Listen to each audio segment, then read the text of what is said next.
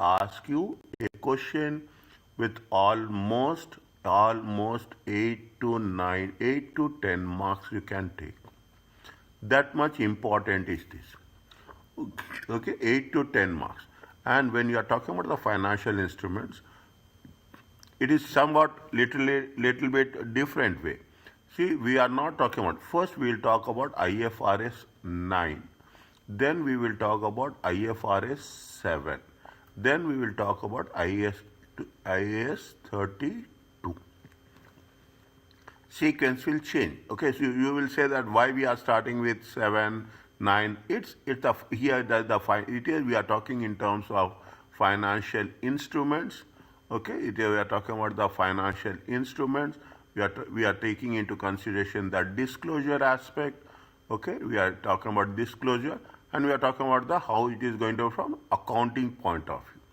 Okay, from here we are talking in terms of the reporting point of view. Here we are taking into consideration the account. Same process, simple way. You have good experience. That how you have an initial recognition and measurement aspect and subsequent measurement. Is that subsequent measurement means at the end of reporting date. You will have, when initially we will talk about the financial instruments. But once we are talking about the financial instruments, okay, once we are talking about the financial instruments, we are dividing the financial instruments under two different segments as usual. Okay, we are talking in terms of the financial assets, keep it in mind. Okay, we are talking in terms of financial assets and we are working with respect to financial liabilities. There are so many things, multiple things. That this is the most lengthiest chapter it is there.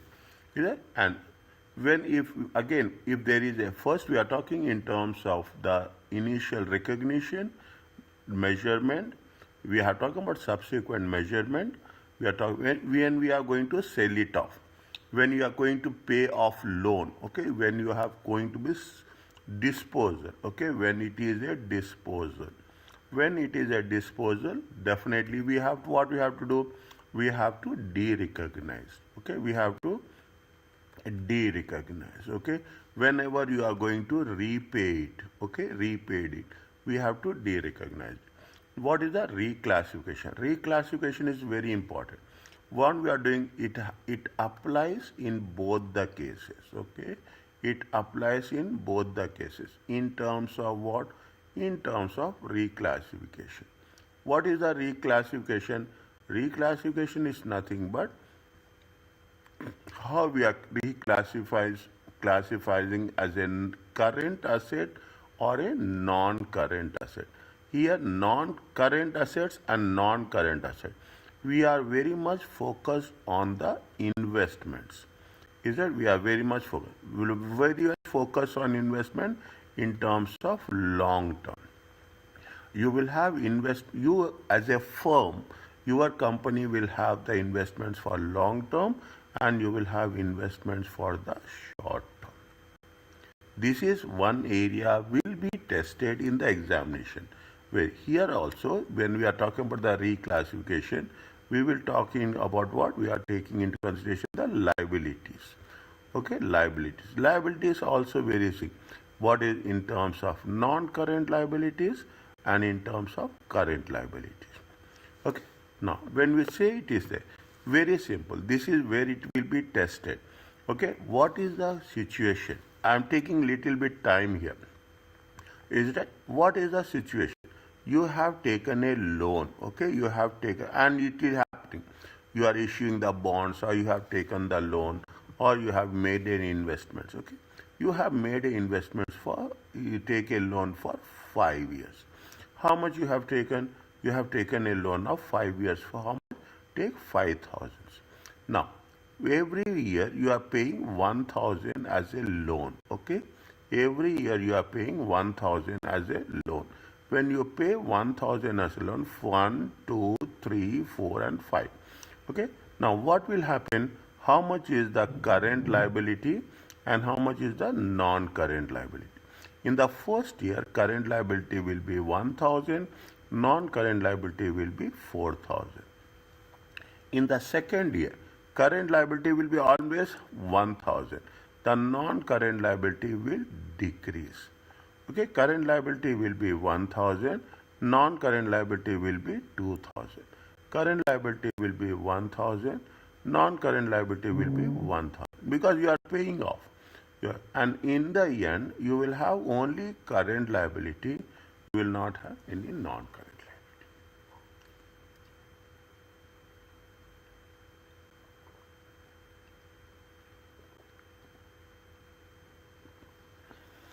liability. Is it clear to you?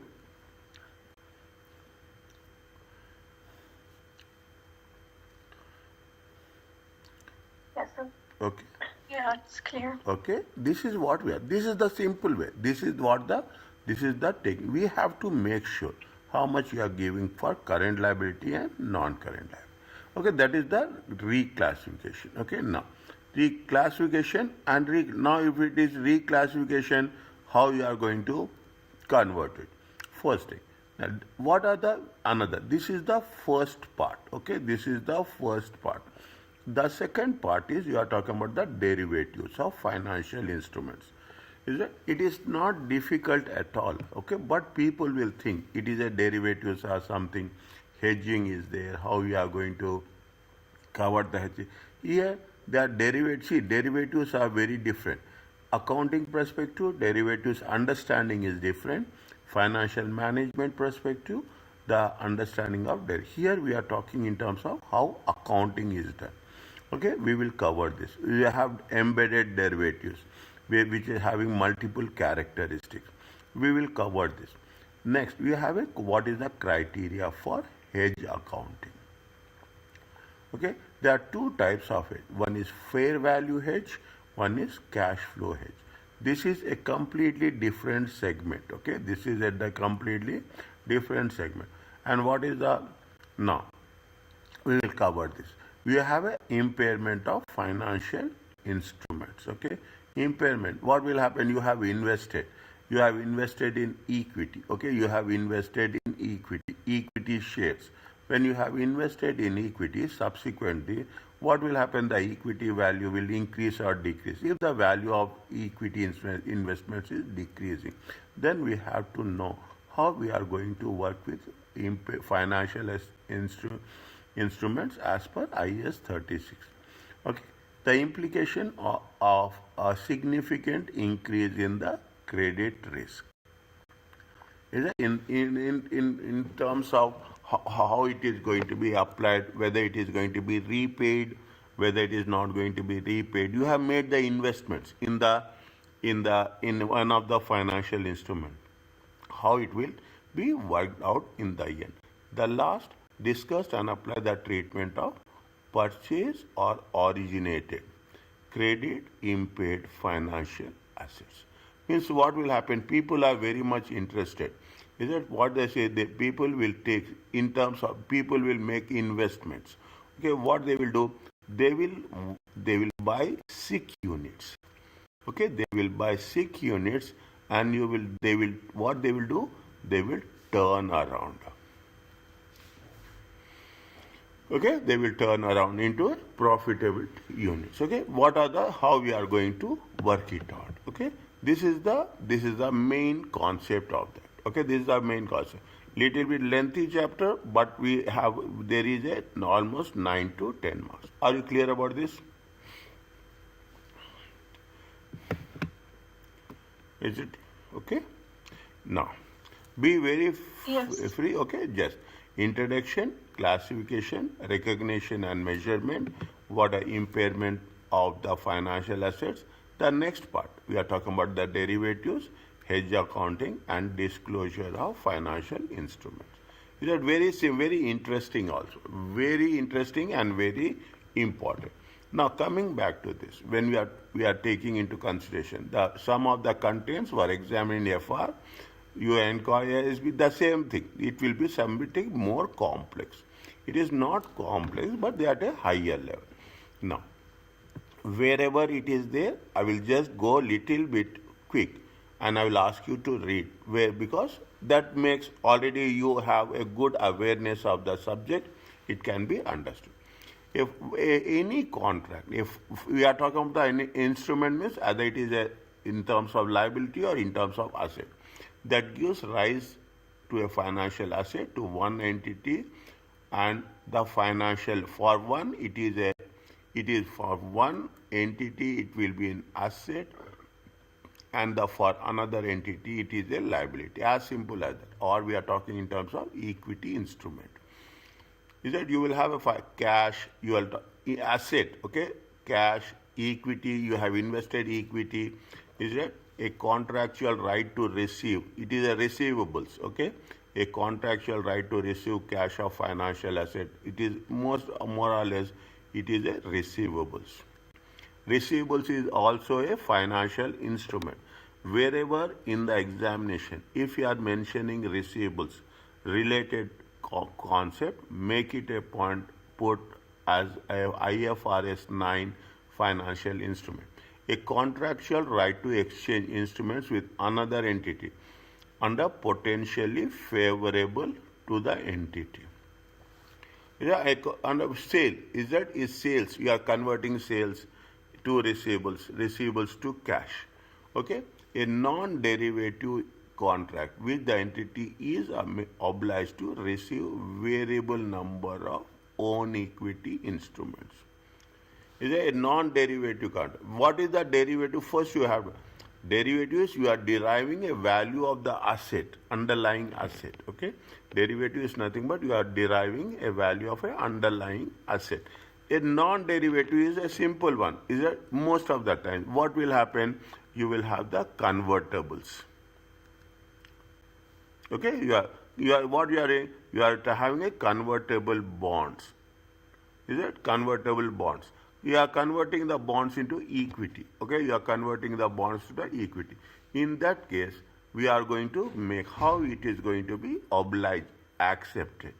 Okay, this is with respect to a financial asset. Financial liability, same thing, is that it is an obligation to deliver cash in terms of payables. In terms of bonds also, you have issued the bonds, you have the obligation to pay off the bonds at the end of the term. Contractual obligation to exchange financial instrument under, see, definitely, if it is an asset, it is a favorable terms and conditions. If it is you take into consideration the loans. Okay, you are exchanging financial instruments under condition unfavorable. Okay, now a non-derivative instrument in which the entity is obliged, okay, to deliver. Here, what is happening? Here we are going to receive a variable number of equity. Here you are going to deliver a variable number of equity. Here you are exchanging the equity in terms of, if you take into consideration the share-based payments, okay, share-based payments. In the share-based payments, you are exchanging the shares in terms of cash. It is that you are converting your own equity instruments. This is the second part. This is the first part. What is the equity instrument? As you know, equity is nothing but the residual interest. Very simple. What is the simple understanding of an equity? The simple understanding of the equity is it is a residual interest. Okay. What after paying? After deducting all the liabilities, whatever it is there. That is the reason we'll say that profit after taxes. Okay, profit after taxes that is the residual interest. Then only what you are going to pay, you will pay the dividends. Okay, you are paying the dividends. This is the concept of what is the asset, what is the liability, and what is the equity. Now, when we do the things, there are three accounting standards are there. Okay, three accounting standards. One is presentation, IS 32. The second one is disclosure. The third one is financial instruments. Okay, The classification of financial instruments and the financial statement presentation. How it is going to be presented, okay? How it is going to be presented. That's very important, okay? In terms of in the financial statement of profit and statement of financial position deals with the disclosure, okay? In the how you are going to disclose in the same thing, how we are going to write the notes which we are writing, okay? Which we are writing at the end, explanation, that is the disclosure, is concerned with initial measure and subsequent measurements, okay? Initial and subsequent measurement.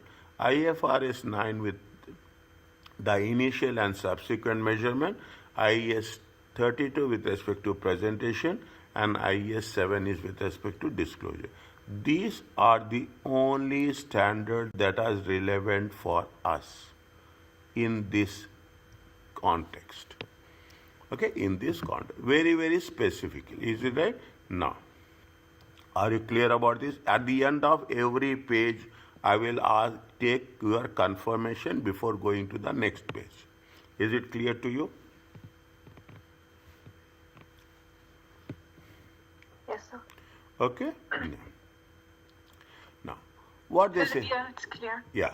Is that what is the classification? Is that what is the class? Most important thing is the classification. Now, what are they say? The test you are under. Read this one. Okay, discuss with whether these finance should be classified liabilities or equity in the financial statements, coasters for the year ended. Is that for that? What we have to do? Coasters wish to purchase a new ride for an animal galaxy theme park but requires extra funding. On 30th September, dates are very important. Okay, always keep it. These are the techniques.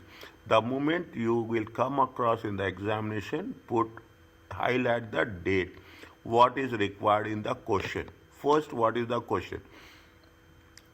Okay, on 30th September 2003, issued the following preference shares.